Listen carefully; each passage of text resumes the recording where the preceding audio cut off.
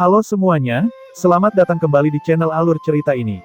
Sebelum kita mulai jangan lupa untuk tekan tombol like dan subscribe, agar kalian bisa selalu update cerita-cerita seru dan menarik di channel ini. Mari kita game on.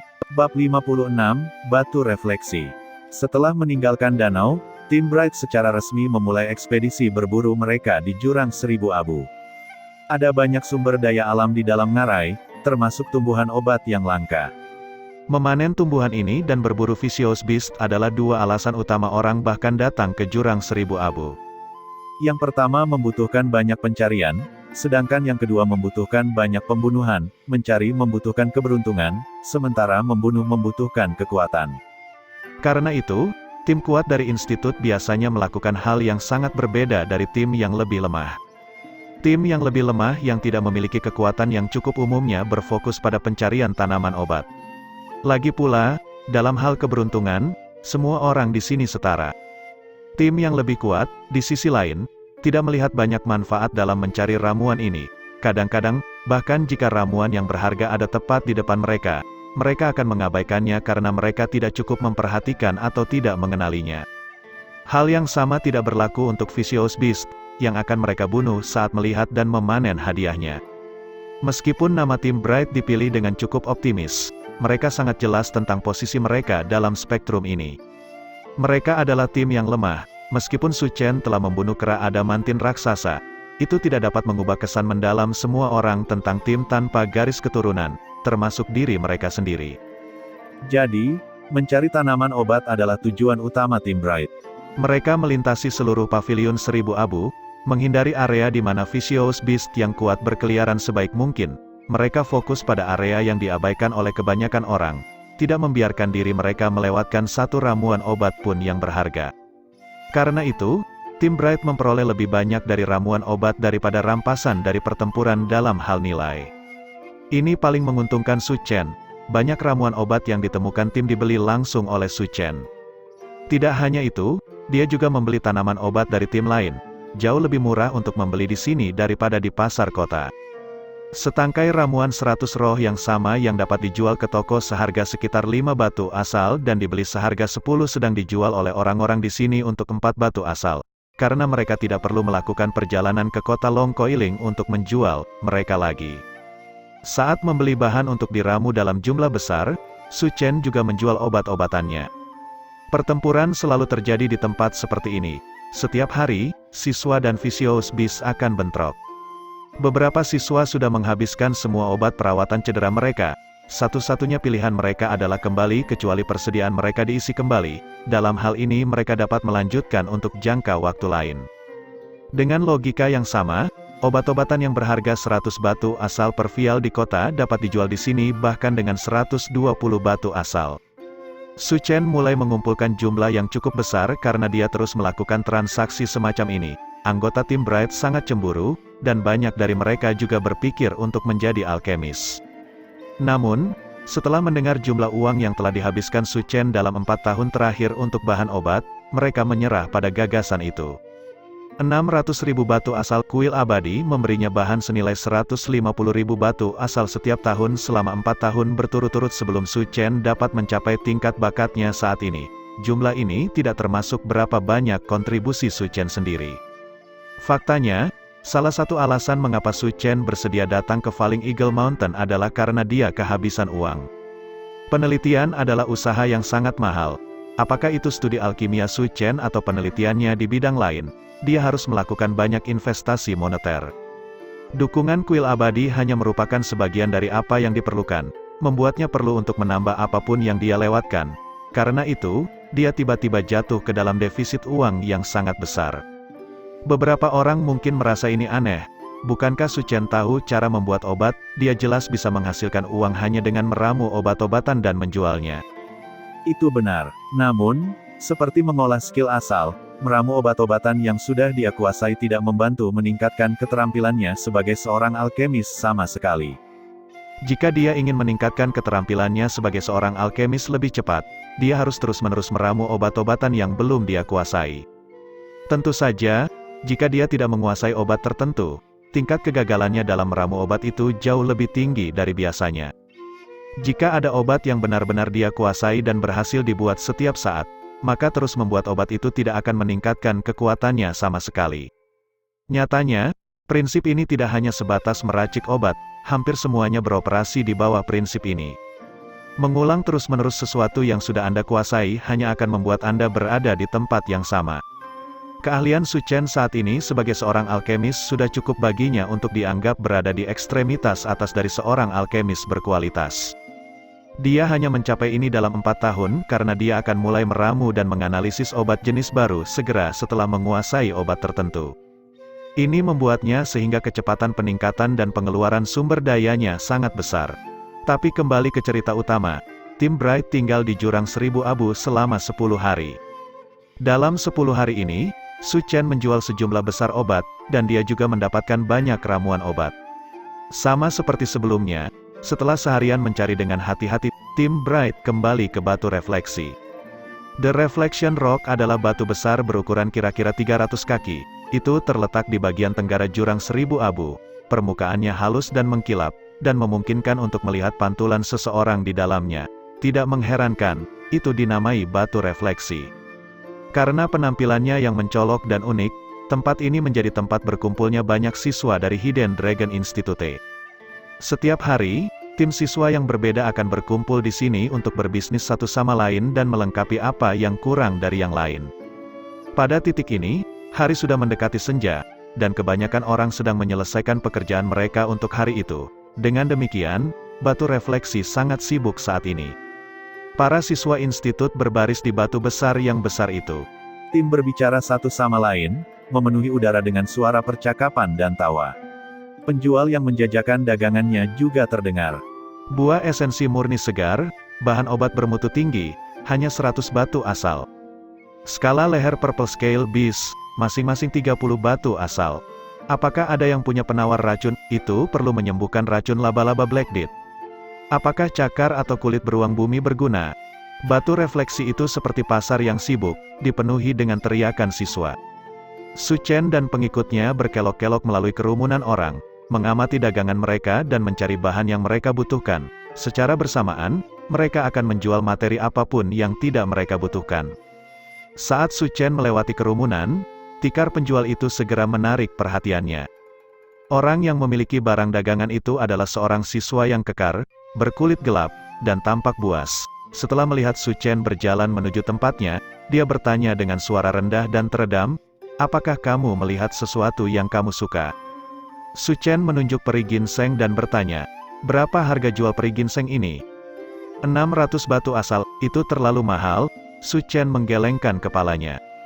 Ini adalah ginseng berusia 30 tahun, siswa berkulit gelap itu menjawab dengan tidak senang. Peri ginseng ini adalah ramuan obat terbaik yang dia temukan.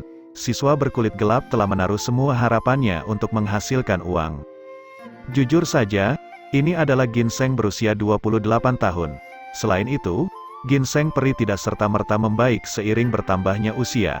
Peri ginseng berusia 20 tahun memiliki khasiat obat yang paling padat. Setelah itu, ia mulai tumbuh keluar, kehilangan kepadatan obatnya. 600 batu asal adalah apa yang akan Anda jual di pasar obat di Long Coiling City. Bukan di sini di batu refleksi, kata Su Chen. Siswa berkulit gelap itu ternyata tidak mengantisipasi bahwa Su Chen akan tahu begitu banyak. Dia sedikit lengah. Su Chen mengambil barang lain. Ini adalah batu merah menyala. Berapa harganya? Ini adalah batu asal api. Saya menjualnya seharga 10 batu asal, jawab siswa berkulit gelap itu. Su Chen menggelengkan kepalanya. Itu hanya batu asal tingkat rendah dengan atribut api di atasnya. Namun kamu ingin menjualnya seharga 10 batu asal, itu hampir perampokan. Murid berkulit gelap itu mulai marah. Jadi bagaimana jika aku menjualnya seharga 10 batu asal? Mengapa kamu memiliki begitu banyak pertanyaan terkutuk? Apakah kamu benar akan membelinya atau tidak? Saat dia berbicara, dia mengepalkan tinjunya, seolah dia berencana memukuli Su Chen jika Su Chen tidak membelinya. Setelah melihat ini, Su Chen mengangkat bahu dan berkata, "Baik, aku akan membelinya." Su Chen tidak menyia-nyiakan kata-kata dengannya, dia mengeluarkan 10 batu asal dan melemparkannya sebelum dia mengambil batu asal tipe api dan pergi. Du Qing bertanya dengan rasa ingin tahu, "Mengapa kamu membelinya?" Su Chen menunggu sampai mereka berada di luar jangkauan pendengaran penjual sebelum menjawab. Ini bukan batu asal tipe api, itu adalah kristal api. Kristal api, Du King tertegun. Batu asal tipe api hanyalah batu asal yang memiliki energi asal tipe api yang dimasukkan ke dalamnya. Batu asal jenis ini relatif tidak umum dan sulit untuk diisi sendiri. Dengan demikian, harganya berkali-kali lipat lebih mahal daripada origin stone biasa. Namun, mereka masih bukan sesuatu yang istimewa. Kristal api berbeda. Mereka adalah bentuk kristal yang terbuat dari origin energi tipe api murni. Energi asal yang dikandungnya dapat secara langsung meningkatkan basis kultivasi seseorang. Jika dibandingkan dengan batu asal tipe api biasa, mereka bahkan tidak bisa disebutkan dalam nafas yang sama. Su Chen mengeluarkan belati kecil, memotong permukaan luar kristal. Kristal transparan dan zat kemerahan di dalamnya bisa terlihat jelas. Memang, ini adalah kristal api yang telah disembunyikan dengan kedok batu asal sederhana. Hanya kristal api ini saja yang bernilai hampir 300 batu asal. Tidak ada yang menyangka bahwa Su Chen akan dapat menemukan harta karun seperti itu setelah hanya melihat sepintas semuanya. Mereka semua sangat cemburu. Su Chen tidak terlalu peduli, baginya. Bahkan jika dia mendapatkannya untuk mencuri, itu hanya beberapa ratus batu asal, dia sudah terbiasa membelanjakan dan menghasilkan uang dalam jumlah besar dalam 1 tahun terakhir. Jadi baginya jumlah itu bukanlah apa-apa. Satu-satunya alasan dia membeli flame crystal ini adalah karena dia benar-benar membutuhkannya. Tapi yang lain tidak berpikir seperti itu. Bagi sebagian besar dari mereka, beberapa ratus batu asal lebih dari layak untuk dicemburui. Sama seperti mereka semua diam-diam merasa cemburu pada Su Chen. Mereka tiba-tiba melihat sekelompok orang berjalan ke arah mereka. Itu adalah Zhang Shengan dan yang lainnya. Bab 57, Provokasi. Zhang Shengan masih mengenakan pakaian bersih yang sama seperti sebelumnya. Dia tampak sangat halus dan tinggi. Meskipun pakaiannya indah, bagaimanapun, ekspresinya sangat jelek. Bukan hanya dia, semua orang di belakangnya sama. Pakaian mereka sangat rapi dan halus. Tetapi ekspresi mereka tampak seperti akan muntah darah. Jika mereka bisa, mereka lebih suka kembali dengan berlumuran darah, keringat, dan kotoran. Bagaimanapun, bekas luka dan darah adalah kemuliaan pahlawan sejati. Tapi mereka tidak bisa melakukannya, karena mereka bahkan tidak memiliki kesempatan untuk melawan satu Vicious Beast. Mereka sekali lagi kembali dengan tangan kosong. Seolah-olah Vicious Beast di jurang 1000 abu telah bersekongkol untuk bersembunyi dari mereka. Mereka benar-benar menghilang dari pandangan, kemanapun mereka pergi, mereka tidak dapat menemukan satupun Vicious Beast. Bahkan jika Vicious Beast benar-benar muncul, itu akan menghilang tanpa jejak begitu mereka menuju ke arah mereka. Pada akhirnya, mereka telah menghabiskan 10 hari di ngarai 1000 abu tanpa bertemu dengan satupun Vicious Beast. Tentu saja, bukan berarti mereka tidak memperoleh keuntungan sama sekali. Paling tidak, mereka telah menemukan beberapa obat herbal, tetapi semua orang tahu bahwa obat herbal dan Vicious Beast adalah sumber keuntungan utama bagi para siswa. Sekarang keuntungan mereka pada dasarnya dipotong setengah. Namun, sejujurnya, ini tidak terlalu penting bagi mereka. Mereka yang berasal dari Bloodline Nobility Clan biasanya tidak kekurangan uang. Mereka datang ke sini bukan hanya untuk mendapatkan uang, tetapi juga untuk menempa diri mereka sendiri. Tanpa Vicious Beast, mereka tidak bisa memperbaiki diri. Tapi itu juga bukan hal terpenting bagi mereka. Yang paling penting adalah reputasi mereka. Karena mereka tidak dapat menemukan Vicious Beast, penjualan tim Soaring pada dasarnya adalah obat-obatan. Hanya ada begitu banyak siswa di jurang 1000 abu. Pada titik ini, mereka semua berkenalan dan akrab satu sama lain. Dengan demikian, fakta ini dengan cepat ditemukan. Siswa lain tidak tahu bahwa tim Soaring tidak dapat menemukan satupun Vicious Beast sama sekali. Mereka semua percaya bahwa tim Soaring hanya berusaha menghindari Vicious Beast. Dengan demikian, kabar mulai perlahan menyebar bahwa meskipun tim Soaring terdiri dari begitu banyak individu yang luar biasa, mereka bahkan tidak memiliki keberanian untuk melawan Vicious Beast. Yang mereka berani lakukan hanyalah memanen tanaman obat. Seiring berjalannya waktu, semua orang mulai menyadari bahwa tim Soaring hanya berbisnis jamu. Beberapa orang bahkan mulai menyebut tim Soaring sebagai tim vegetarian. Sungguh penghinaan yang luar biasa bagi mereka. Zhang Shengan dan yang lainnya sangat marah mendengar desas-desus ini. Tapi betapapun sombongnya mereka Mereka tidak mungkin bertindak melawan semua siswa di jurang 1000 abu. Setelah melihat tim Soaring berjalan ke arahnya, seseorang dengan lidah tajam sudah mulai tertawa dan mengejek mereka. "Hei, Zhang Sengan, berapa banyak ramuan yang kamu petik hari ini?" Zhang Sengan mengabaikannya. Dia mampu bersikap agresif di depan Zheng Xia dan yang lainnya. Tetapi di sini di Batu Refleksi, banyak yang berada di tahun yang lebih tinggi atau memiliki garis keturunan yang lebih dihormati daripada dia. Dia tidak tahu hubungan seperti apa yang mungkin dimiliki orang-orang ini. Jika mereka berani mengejeknya secara terbuka, mereka pasti mendapat dukungan untuk mendukungnya. Jadi, yang bisa dia lakukan hanyalah mencoba menanggungnya. Beberapa kata yang bisa dia abaikan, tetapi ada kata lain yang menurutnya sangat sulit untuk diabaikan. Seseorang tertawa sinis. "Mengapa membawa busur itu di punggungmu jika yang kamu lakukan hanyalah menggali tumbuh-tumbuhan sepanjang hari?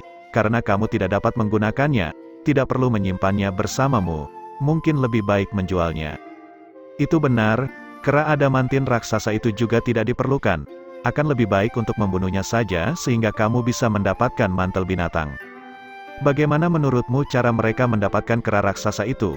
Dengan mengandalkan diri mereka sendiri, aku dengar mereka membelinya dari orang lain.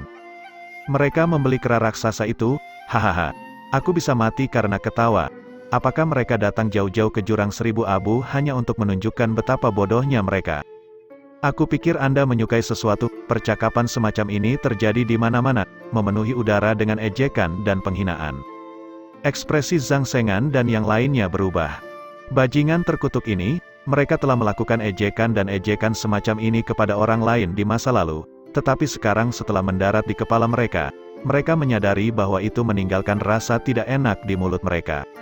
Zheng Xia dan yang lainnya diam-diam tertawa. Sebagian dari rumor itu secara alami telah menyebar dengan sendirinya. Mereka menggunakan penjualan kera raksasa untuk menunjukkan ketidakmampuan mereka. Apa yang bisa dilakukan Zhang Sengan? Bisakah dia pergi ke setiap orang untuk menjelaskan bahwa kera raksasa ini hanya berharga 20 dari 20 batu asal? Jadi pada dasarnya itu tidak dibeli tetapi dicuri, jadi mereka bukan sampah pengecut tapi perampok. Itu tidak akan membantu kasus mereka sama sekali. Yang bisa mereka lakukan hanyalah bertahan. Du Qing tertawa paling riang. Kepahitan dan kemarahannya karena telah dirampok mendapat kelegaan cepat hari ini. Semakin marah Zhang Sengan dan yang lainnya, semakin bahagia dia. Mungkin karena dia tertawa terlalu riang, Golden Cicada Hong Wu memperhatikannya. Matanya menyipit sedikit sebelum dia mencondongkan tubuh ke arah telinga Zhang Sengan dan menggumamkan beberapa kalimat. Zhang Sengan mulai berjalan ke arah mereka. Dia mengambil langkah besar menuju Du Qing dan yang lainnya. Setelah tiba di sisi Su Chen, dia berhenti dan berkata, "Menurutmu ini cukup lucu, bukan?" Senyum tetap ada di wajah Su Chen. "Ada apa Pangeran Zhang? Apakah kita bahkan tidak punya hak untuk tertawa di sini lagi?" Zhang Sengan menatap tajam ke arah Su Chen. Dia berkata dengan suara rendah, "Apakah kamu melakukan sesuatu pada Vicious Beast?" Tak satu pun dari mereka yang idiot. Jika mereka tidak bertemu dengan Vicious Beast selama beberapa hari, mereka bisa menghubungkannya dengan nasib buruk mereka. Tetapi jika itu terjadi 10 hari berturut-turut berarti keberuntungan tidak lagi menjadi faktor. Saat Su Chen tiba-tiba muncul untuk berbicara dengan Jin Linger masih segar dalam ingatannya, Zhang Sengan sudah lama curiga bahwa Su Chen adalah alasan mengapa mereka tidak bertemu satupun Vicious Beast. Namun, dia tidak punya bukti. Itu hanya kecurigaan. Tapi hari ini, kesabarannya telah mencapai batasnya. Dia tidak bisa lagi menahan diri. Saat dihadapkan pada pertanyaan Zhang Sengan, Su Chen terus tersenyum.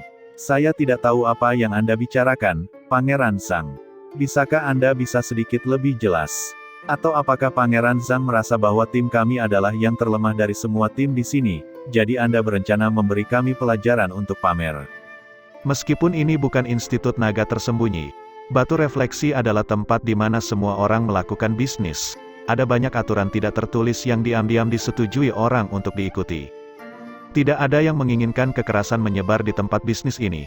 Jika tidak akan ada cara bagi mereka untuk terus berbisnis. Setiap orang yang mencoba menyerang orang lain di sini akan dipotong dan dipandang rendah, atau bahkan dilawan. Zhang Sengan tidak cukup bodoh untuk mencoba menyerang Su Chen di sini. Namun, dia menatap Su Chen dengan teguh dan berkata, "Kamu bisa mencoba menyangkalnya, tapi aku tahu itu pasti kamu. Aku memperingatkanmu, segera hentikan apa yang kamu lakukan sebelumnya dan aku dapat memaafkanmu.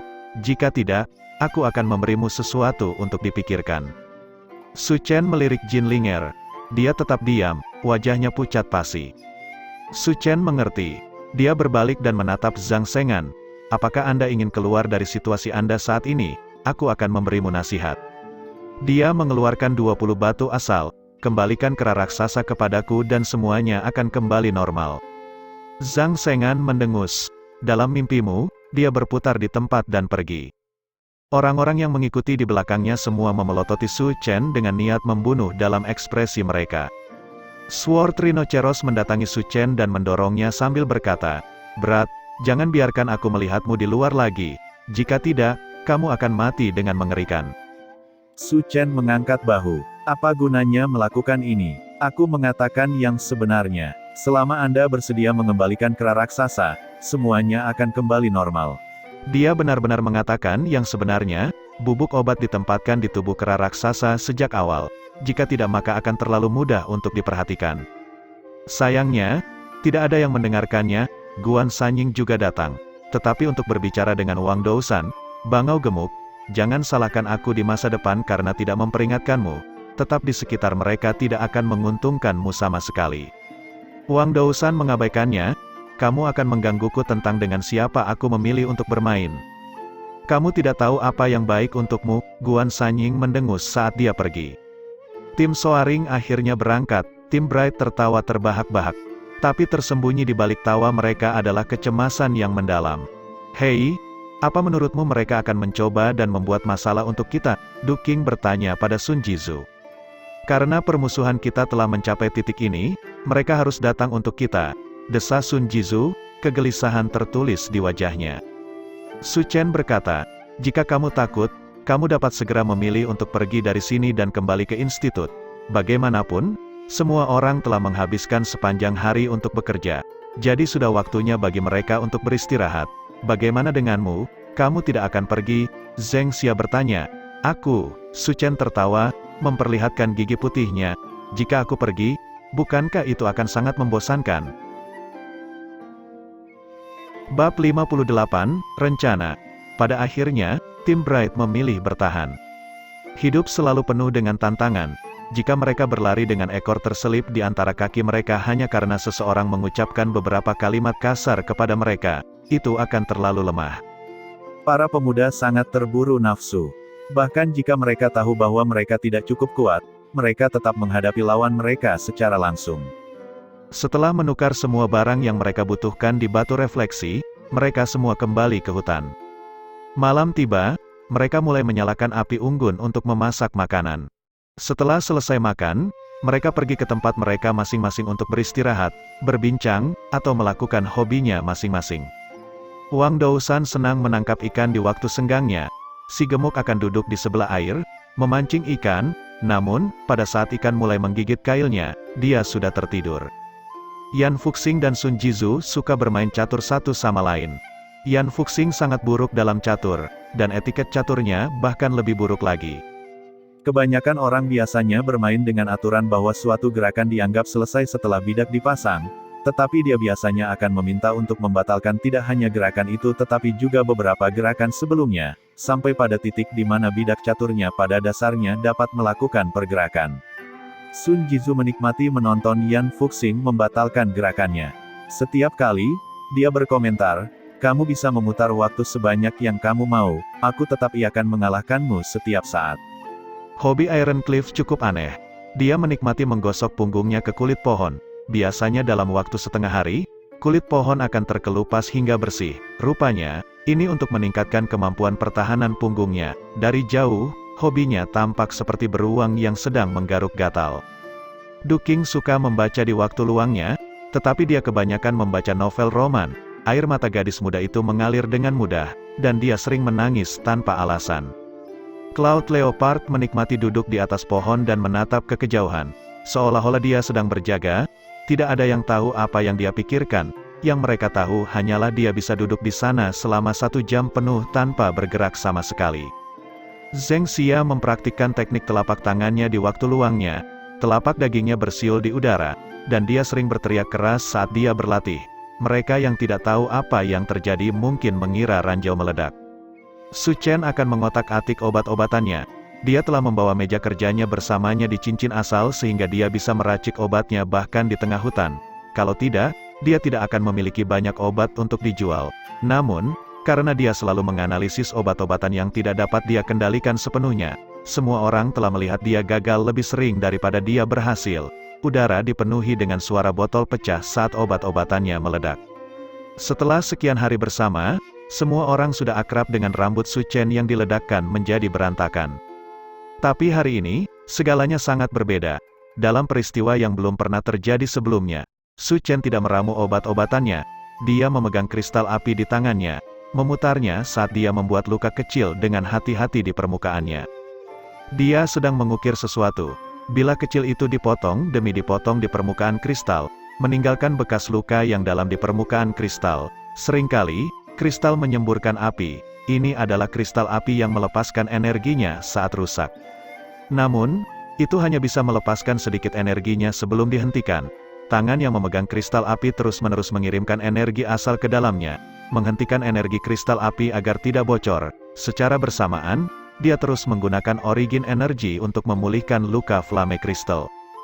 Bekas luka, permukaan yang tidak rata dengan cepat menjadi halus. Seolah-olah itu benar-benar terjadi secara alami. Seolah-olah Su Chen sedang mengukir sebuah pertunjukan. Setiap kali dia memotong, permukaan kristal api akan bersinar dan berkedip dengan kecemerlangan api. Percikan api beterbangan di udara seperti bintang jatuh. Tatapan Du Qing tertarik dengan tampilan cahaya yang memesona. Setelah melihat apa yang dilakukan Su Chen, dia berkata dengan heran, "Apa yang kamu lakukan?" Su Chen menjawab, "Saya sedang mengukir sesuatu." "Kamu mengukir sesuatu di atas flame crystal?" Du Qing agak bingung dengan perlakuan Su Chen terhadap benda yang begitu berharga. Meskipun Su Chen menggunakan energi asalnya untuk memulihkan luka pada kristal api setiap kali dia menebang, sejumlah besar luka yang dia buat pasti akan menyebabkan energi di dalam kristal api berkurang seiring waktu. Jika dia hanya menggunakannya untuk membuat semacam seni, Su Chen benar-benar sangat boros. "Kamu bisa memikirkannya seperti itu?" Su Chen tidak mengangkat kepalanya saat dia menjawab. "Apa yang kamu ukir?" Du Qing bertanya. Su Chen tertawa, "Kamu akan tahu jika kamu terus menonton." Gerakannya dengan pisau sangat cepat, terbukti, dia telah berlatih sebelumnya. Saat semburan kecil api terbang keluar lagi dan lagi, akhirnya elang merah menyala muncul di telapak tangan Su Chen. "Seekor elang," Du Qing bergumam. "Lebih akurat menyebutnya Scarlet Flame Hawk." Su Chen tertawa. "Saya berlatih selama 2 bulan sebelum akhirnya bisa mengukirnya. Keterampilan mengukir pisau saya tidak bagus, tapi selama pekerjaan itu selesai, itu sudah cukup baik." "Mengapa kamu mengukir benda ini?" "Sebagai kenang-kenangan," Su Chen tertawa. Du Qing memutar matanya ke arahnya. Meskipun mereka belum lama mengenal satu sama lain, dia sudah sangat jelas tentang orang seperti apa Su Chen itu. Berdasarkan kepribadiannya, tidak mungkin dia melakukan sesuatu yang sia-sia. Namun, karena dia tidak mau mengatakan apa-apa, dia terlalu malas untuk bertanya lebih dekat. Setiap orang memiliki rahasia mereka sendiri, dan tidak terlalu banyak mengorek rahasia itu adalah kode etik dasar di antara sarjana Origin Qi. Jauh di malam hari, Su Chen akhirnya menyelesaikan ukirannya. Dia menyimpan Scarlet Flame Hawk sebelum dia tertidur. Simbol Dream Realm di punggung tangannya mulai berenang, membawa Su Chen sekali lagi ke Dream Realm. Dia masih di kastil Dream Realm. Su Chen dengan santai berjalan melewati jalan-jalan kastil, seolah-olah sedang menatap pemandangan sekitarnya. Cloudbat, Dream Spirit lulus sekali lagi tiba-tiba muncul di depan Su Chen. Su Chen meliriknya sebelum melanjutkan berjalan ke depan. "Apa itu?" "Apalagi itu? Tentu saja ini tentang menaikkan tingkat keistimewaanmu."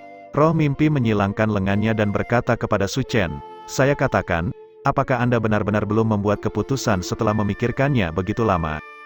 "Masalahnya adalah saya tidak memiliki cukup tetesan mimpi untuk menaikkan tingkat hak istimewa saya." Su Chen mengangkat bahu sambil berkata, "Ada 3 tingkat hak istimewa mimpi, dan setiap tingkat memiliki 9 tingkat. Tetesan mimpi dalam jumlah besar diperlukan untuk naik hanya 1 tingkat, dan setiap tingkat lebih mahal daripada yang sebelumnya." Su Chen tidak berniat menghabiskan begitu banyak uang di sini. "Tidak apa-apa jika kamu tidak memiliki cukup tetesan mimpi. Anda dapat membelinya dengan Origin Stone, atau Anda dapat menyelesaikan beberapa komisi di Aula Dream Realm. Ada banyak tempat dan cara untuk mendapatkan dream droplets. Roh mimpi itu seperti setan kecil yang menggoda, mencoba membujuk Su Chen. Aku tidak punya waktu. Su Chen menepisnya. Hei, jangan lupa tentang Raja Mimpi tingkat atas yang mencoba mencari tahu identitasmu. Jika Anda tidak bergegas dan menaikkan tingkat hak istimewa Anda akan ditemukan olehnya. Roh mimpi tidak terlalu senang lagi, dan dia mencoba menggunakan nada mengancam. Aku tahu, jadi aku ingin membatalkan pemberitahuan yang sebelumnya aku kirimkan, jawab Su Chen. Apa katamu, membatalkan? Roh mimpi hampir jatuh dari udara karena terkejut. Ya, batalkan. Saat Su Chen berbicara, dia berjalan menuju aula pengetahuan.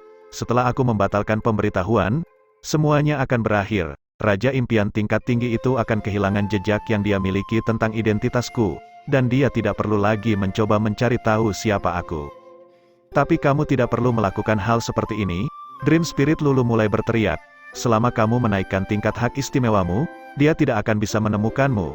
Tapi jika kamu membatalkan pemberitahuanmu, maka dia tidak perlu. Roh mimpi tiba-tiba berhenti berbicara. Su Chen menyelesaikan kalimatnya. Maka orang itu tidak perlu terus menghabiskan tetesan mimpi untuk menyembunyikan pemberitahuanku, dan kamu akan mendapat lebih sedikit uang karenanya, kan? Hei, ini, roh mimpi tertawa canggung. Jelas, Su Chen telah mencapai titik lemah Dream Spirit. Su Chen melanjutkan, itu rencana yang cukup bagus. Pertama, kamu memperhatikan bahwa aku mengirimkan dan memberitahu beberapa Raja Mimpi tingkat tinggi tentang hal itu. Membujuk mereka untuk menggunakan tetesan mimpi untuk menyembunyikan pemberitahuanku. Kemudian, kamu mendesak mereka untuk mencoba dan menemukan identitasku tanpa memberikannya secara langsung kepada mereka. Kemudian, kamu mendesakku untuk meningkatkan hak istimewaku, membuat kami saling bertentangan. Dari posisi ini, kamu dapat mengumpulkan banyak keuntungan. Apakah ini cara penguasa alam impian melakukan bisnis? Tiba-tiba, tawa yang terdengar seperti denting lonceng terdengar. Sudah kubilang bahwa pemuda ini bukanlah seseorang yang bisa dianggap enteng. Babak 59, Meng Lan. Saat tawa terdengar, Su Chen tiba-tiba merasa penglihatannya kabur, lingkungannya dengan cepat berubah. Dia baru saja berdiri di jalan ketika dalam sekejap mata, dia tiba-tiba berdiri di dalam ruangan besar kastil. Melihat keluar dari jendela terdekat, dia bisa melihat bahwa dia masih berada di Dream Castle. Namun, pada waktu yang tidak diketahui, dia telah dipindahkan ke pusat, menara tertinggi di dalam Dream Castle. Meski begitu, Su Chen tidak panik. Dia berada di dalam alam mimpi. Apapun yang terjadi, tidak ada yang bisa mengejutkannya saat ini. Dia berbalik dan menemukan bahwa di kepala aula, seorang wanita muda sedang duduk di atas kursi kayu persegi dengan bunga-bunga hijau membungkusnya. Wanita muda itu mengenakan gaun panjang seputih salju yang menjuntai ke tanah, dan sepasang sepatu hak tinggi kristal putih menyembul dari bawah gaunnya. Dia mengenakan mahkota yang cerah dan bercahaya bertatahkan batu berharga yang tak terhitung jumlahnya di atas rambut anggus samar sepanjang pinggangnya. Wajahnya ramping dan halus, dan ukiran tetesan air transparan berdenyut lembut di antara alisnya, matanya sangat besar, dan pupilnya agak ungu. Dia juga mengenakan sepasang anting emas keunguan di telinganya yang tajam. Kesan yang dia berikan kepada orang lain adalah kesan seorang gadis fantasi di masa jayanya. Gadis seperti fantasi itu juga memiliki sepasang sayap di punggungnya, tapi itu transparan. Selain itu, ukurannya tidak berbeda dengan manusia biasa. Gadis dengan sayap transparan itu berkata, "Halo, nama saya Meng Lan, dan saya adalah putri penguasa alam impian. Saya juga pemilik istana mimpi ini." Su Chen melirik Meng Lan, "Putri penguasa alam impian, aku cukup beruntung untuk segera bertemu dengan seorang putri." Itu benar, tapi tidak perlu merasa terkejut. Setiap istana impian dimiliki oleh seorang putri penguasa alam impian. Setiap orang, jika saya ingat dengan benar, nomor istana mimpi ini adalah 124, Su Chen berkata dengan kaget. Itu benar, aku adalah putri ke-124 penguasa alam mimpi. Saya memiliki 426 saudara lagi di bawahku. Su Chen terdiam. The Lord of the Dunia Mimpi benar-benar tahu bagaimana memiliki anak. Meng Lan tertawa, itu karena kamu tidak memahami praktik makhluk hidup Dream Realm. Bentuk kehidupan alam mimpi tidak bereproduksi seperti Anda manusia, yang mengandalkan dua anggota lawan jenis untuk melahirkan anak. Kami memiliki metode kami sendiri untuk melakukannya. Penguasa dunia mimpi akan membentuk benih Dream Realm dari waktu ke waktu. Benih Dream Realm ini adalah asal mula dari bentuk kami saat ini. Benih Dream Realm menyerap energi kesadaran, memungkinkan kami untuk diasuh oleh tetesan mimpi. Setelah itu, kami secara resmi menjadi makhluk hidup Dream Realm. Untuk makhluk hidup Dream Realm, kasih sayang antara seorang ayah dan keturunannya tidak relevan. Hubungan itu lebih seperti pohon dan benih yang dihasilkannya. Kita semua hidup di dalam Dream Realm yang diciptakan oleh Lord of Dreams, bersama-sama membentuk DreamNet. Jadi begitu, Su Chen mengerti. Tuan alam mimpi itu seperti pohon tua, dan kamu seperti bibit pohon yang ditanam darinya. Bersama-sama, Anda membentuk hutan besar. Itu benar, Meng Lan bertepuk tangan dan tertawa. Kamu benar-benar cukup pintar, Anda langsung memahaminya. Su Chen menganggukkan kepalanya. Saya ingin tahu mengapa seseorang seperti penguasa dunia mimpi ingin melibatkan saya, sarjana Origin Ki tanpa nama, dalam rencananya. Sekarang setelah Anda muncul, saya rasa saya mengerti. Yang mencoba menggunakanku bukanlah penguasa alam impian, tapi kamu, pemilik istana impian ini. Kamu tidak bisa mengatakannya seperti itu, kata Meng Lan segera. Penguasa dunia mimpi menciptakan tempat ini dan aturan yang mengaturnya, jadi tidak ada yang boleh melanggar aturan itu. Saya tidak pernah mencoba menggunakan Anda, semua yang saya lakukan adalah beroperasi dalam batas yang ditentukan oleh aturan ini. Jadi maksudmu adalah bahwa kamu tidak pernah menghasut seseorang untuk menyembunyikan pemberitahuanku sejak awal? Tentu saja tidak, kata Meng Lan lugas. Kamu mungkin berpikir bahwa aku mencoba mengambil keuntungan dari konflikmu. Tetapi apakah kamu berpikir bahwa apakah aku tidak mengerti dampak keterampilan ini terhadap seluruh umat manusia? Pikirkan tentang itu, jika teknik semacam ini dipublikasikan, berapa banyak orang yang akan membelinya? Bahkan jika Anda menjualnya hanya dengan 100 tetesan mimpi, Anda akan menghasilkan 1.000.000 tetesan mimpi jika hanya 10.000 orang yang membelinya. Apa alasan bagi saya untuk mencoba dan membujuk seseorang untuk menutupi status pemberitaan Anda hanya untuk mendapatkan biaya penyembunyian yang sedikit? Bukankah itu terlalu sempit jika dilihat? Selain itu, untuk teknik semacam ini, tidak mengherankan jika jutaan orang membelinya. Dan karena Anda mengirimkan pemberitahuan dari istana mimpiku, saya bertanggung jawab untuk menangani semua transaksi itu, dan itu diperhitungkan dalam kuota saya. Su Chen cukup terkejut. The dunia mimpi memiliki kuota yang harus dipenuhi. Tentu saja, Dream Realm mendukung semua keberadaan dalam Dream Realm. Itu adalah sumber keberadaan kami.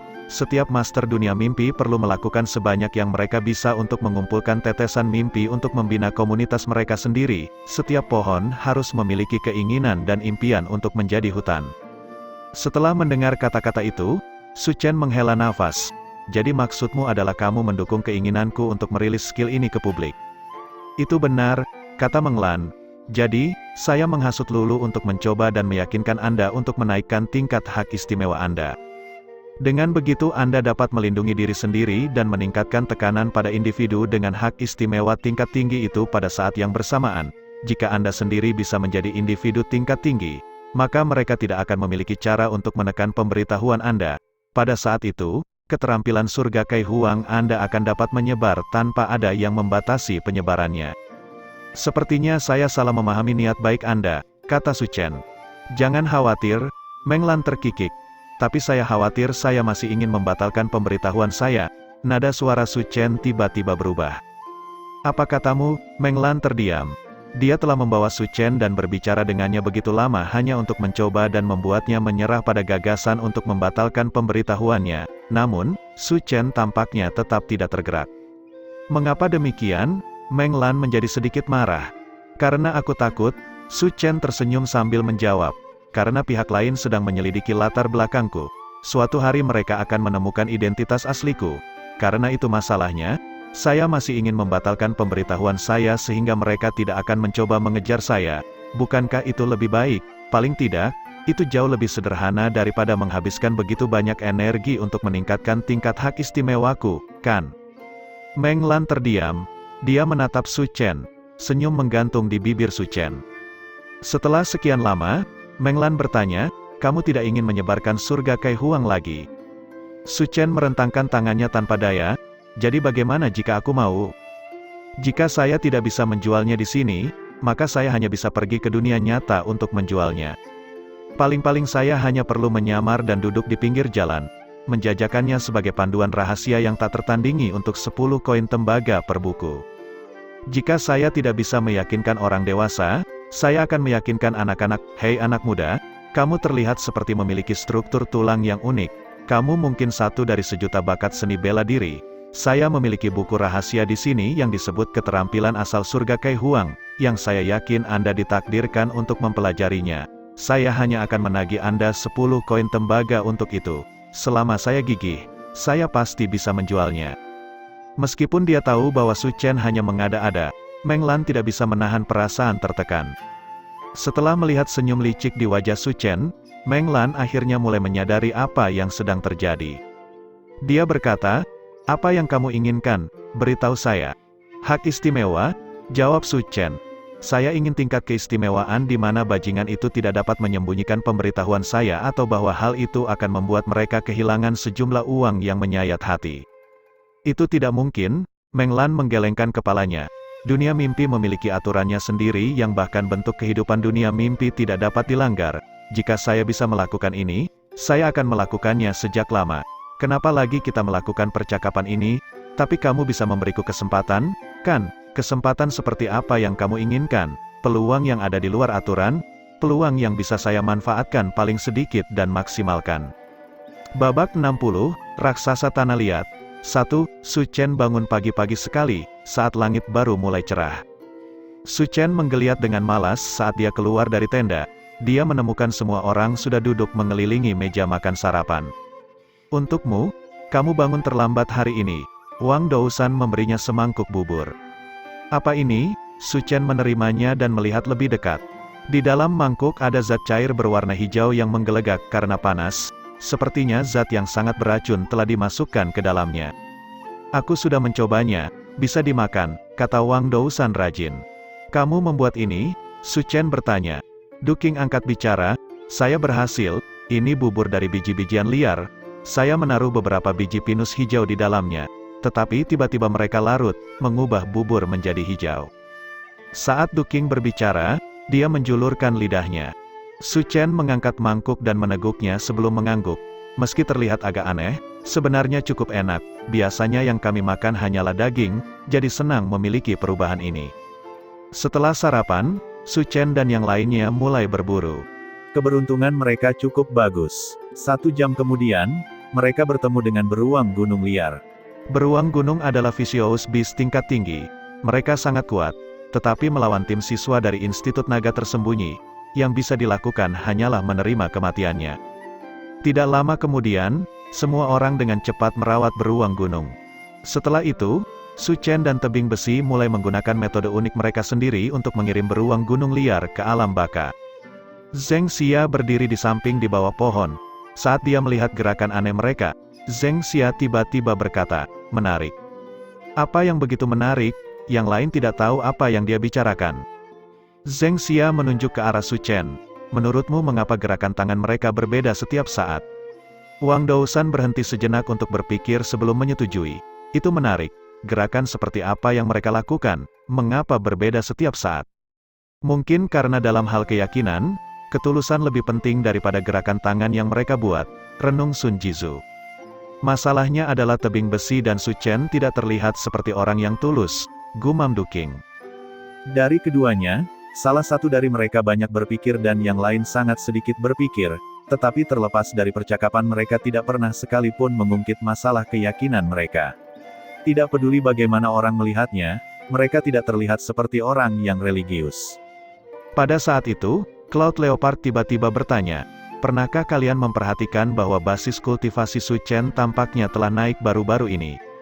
"Apakah itu?" Semua orang bertanya sebelum mengatakan, "Saya belum merasakannya." Wang Dousan berkata sambil berpikir, "Saya merasa auranya menjadi sedikit lebih kuat." "Itu normal, dia sudah mengeraskan dirinya di dalam Falling Eagle Mountain selama hampir 10 hari. Jadi auranya pasti akan meningkat." Yan Fuxing melenturkan otot-otot di dadanya dan berkata, "Aku merasa auraku akhir-akhir ini juga menjadi lebih kuat. Adik King, bagaimana menurutmu?" Duking memutar matanya dan berpaling darinya. Yan Fuxing tidak bisa mendapatkan tanggapan darinya, jadi yang bisa dia lakukan hanyalah duduk di samping dan tertawa kecil. Tidak ada yang tahu bahwa apa yang dikatakan Cloud Leopard itu benar. Dalam periode waktu ini, basis kultivasi Su Chen telah meningkat pesat dari 52 bintang kuning menjadi 63 bintang kuning. Ini semua karena matanya. Orang dapat mengatakan bahwa jika Su Chen telah memilih untuk mengejar kultivasi sepenuhnya daripada mengikuti jalan seorang sarjana, maka dia hanya membutuhkan sekitar 100 hari untuk mencapai alam mendidih darah. Lagi pula, kecepatan kultivasinya sangat mengejutkan. Selama Su Chen menginginkannya, dia pasti bisa menjadi seorang jenius ekstrim di dalam Hidden Dragon Institute dengan kecepatan kultivasi tercepat. Namun, Su Chen tidak memilih melakukan itu karena itu bukan tujuannya. Baginya, manfaat terbesar dari matanya adalah menghemat banyak waktu kultivasinya. Karena alasan ini, Su Chen tidak khawatir mereka akan mengetahuinya. Selama mereka tidak dapat menemukannya segera, dia dapat menghabiskan banyak waktu untuk penelitiannya dan rata-rata dari peningkatan pesat ini, sehingga tidak ada yang akan menyadari kebenarannya. Satu-satunya orang yang bisa mengeksposnya sebenarnya adalah Iron Cliff. Ras tebing memiliki waktu yang sangat sulit untuk berkultivasi. Karena Su Chen, bagaimanapun, basis kultivasinya telah berkembang kira-kira dengan kecepatan yang sama dengan manusia lain atau bahkan sedikit lebih cepat. Lagi pula, tebing besi tidak perlu menghabiskan waktu setiap hari untuk meneliti. Jadi pada siang hari dia masih akan menghabiskan waktu untuk berkultivasi. Namun, yang lain hanya akan terkejut dengan kejeniusan Iron Cliff daripada memikirkan Su Chen atau metode doa mereka. Lagi pula, gerak maju Su Chen cukup lambat, menghilangkan kecurigaan orang lain terhadapnya. Setelah menyelesaikan ritualnya, Su Chen dan Iron Cliff kembali ke sisi semua orang. Mereka berbicara di antara mereka sendiri sebentar saat mereka berjalan. Saat mereka mulai mencari target berikutnya, mereka mendengar raungan marah di kejauhan. Lolongan ini sekeras guntur, bergema di seluruh hutan. Itu bergemuruh melewati awan, mencapai telinga semua orang. Jelas, orang atau hewan yang melolong itu sangat marah. Apa itu tadi? Semua orang membeku. Cloud Leopard dan Su Chen sama-sama melompat ke atas pohon pinus yang lebat dan menatap ke kejauhan. Mereka melihat raksasa kuning memiringkan kepalanya ke langit saat dia melolong marah. Itu sangat tinggi, dan bahkan tebing besi akan terlihat seperti titik kecil dibandingkan dengannya. Bongkahan besar tanah liat dan pasir, yang membentuk tubuhnya, berjatuhan dari tubuhnya dari waktu ke waktu. Apakah itu salah satu raksasa tanah liat? Suara kaget duking terdengar dari belakang Su Chen. Clay Giants bukan dari ras binatang, mereka murni. Dari ujung kepala sampai ujung kaki, bentuk kehidupan suatu materi unsur, tetapi mereka memiliki kemampuan bawaan untuk mengendalikan energi asal. Mereka adalah Vena dari ras asal yang dikenal sebagai ras elemental. Ras elemental tidak memiliki tingkat kecerdasan yang tinggi. Sebagian besar waktu mereka bertindak kacau, selalu bergerak berdasarkan naluri. Meskipun mereka sangat besar, mereka tidak pernah bekerja sama, dan umumnya jumlahnya sedikit. Jadi, mereka tidak memiliki kekuatan apapun di benua primordial. Namun, mereka secara fisik sangat kuat. Individu ras elemental sangat kuat sama kuatnya dengan Kaisar Iblis. Raksasa tanah liat di depan mereka konon dibawa kembali oleh kepala sekolah Institut Naga tersembunyi dari salah satu liburannya. Itu masih muda, dan setelah pertumbuhannya disegel, itu telah ditempatkan di dalam ngarai 1000 abu untuk menguji siswa institut. Jika Dragonfish adalah penguasa Danau Maila kuno, maka raksasa tanah liat adalah penguasa jurang 1000 abu. Itu adalah keberadaan yang paling kuat bahkan di antara semua Vicious Beast tingkat atas. Untungnya, raksasa tanah liat biasanya malas. Selama wilayah mereka tidak dirambah, mereka biasanya tidak berbahaya. Tim Su Chen memiliki beberapa perselisihan dengan raksasa tanah liat ini saat melintasi ngarai 1000 abu. Tetapi mereka tidak memprovokasi itu. Tanpa diduga, hari ini seseorang telah membuat marah raksasa tanah liat. Di dalam hutan, sekelompok orang dengan marah berlari ke depan. Clay Giant panas di belakang mereka saat melolong marah. Orang yang paling depan adalah Tribo Zhang Sengan.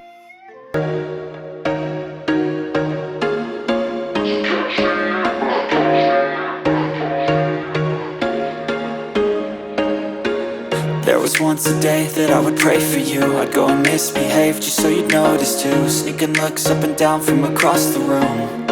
Damn, what a hell of a